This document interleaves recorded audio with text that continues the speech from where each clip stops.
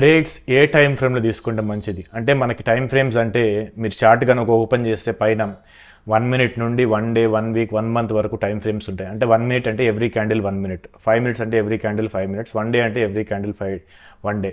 So ఇలా చాలా time frames ఉంటాయి. సో ఏ టైం ఫ్రేమ్లో చేస్తే మనకు మంచిది, ఏ వేటిలో మనకి బెటర్ ప్రాఫిట్స్ వస్తాయి, ఏది రిస్కీ అంటే షార్టర్ టైం ఫ్రేమ్స్ ఎప్పుడు నాయిజీ, అంటే షార్టర్ టైం ఫ్రేమ్స్లో నాయిస్ ఎక్కువ ఉంటుంది. ఎక్కువ ఫేక్అవుట్స్ అవ్వడము, లేదు అన్వాంటెడ్ మూవ్స్ స్పైక్స్ రావడము, మళ్ళీ వెంటనే వెనక్కి వచ్చేసేయడము, ఇలా నాయిస్ అనేది ఎక్కువ ఉంటుంది షార్టర్ టైం ఫ్రేమ్స్లో. సో ఇక్కడ ట్రేడ్ చేయడం అంత ఈజీ కాదు, దీనికి చాలా ఎక్స్పర్టీస్ కావాలా. మాన్యువల్ ట్రేడింగ్ కన్నా సిస్టమ్ ట్రేడింగ్ కొద్దిగా బెటర్గా వర్క్ అవుతుంది షార్టర్ టైం ఫ్రేమ్స్లో.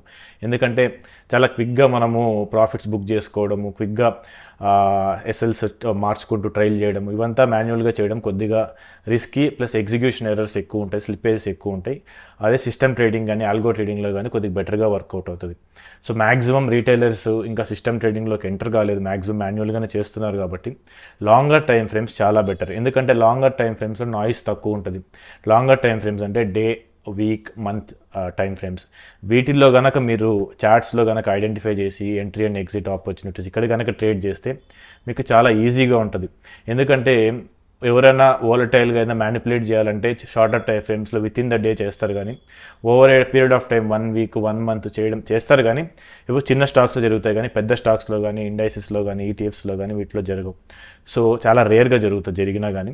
సో మనకి ఇక్కడ బెటర్ ఛాన్సెస్ ఉంటాయి. సపోజ్ మీరు చూసుంటారు ఎస్ఎల్ హంటింగ్, మీరు ఎంటర్ 100 దగ్గర 95 ఎస్ఎల్ పెడితే 94 వరకు రావడం, మళ్ళీ పైకి వెళ్ళిపోవడం, ఇలా జరుగుతూ ఉంటుంది. ఇది జనరల్గా షార్టర్ టైం ఫ్రేమ్స్లో ఎక్కువ జరుగుతుంది. అదే కనుక మీరు లాంగర్ టైం ఫ్రేమ్స్ కనుక వెళ్తే ఈ ఎస్ఎల్ హంటింగ్ అనేది కూడా చాలా తగ్గిపోతుంది.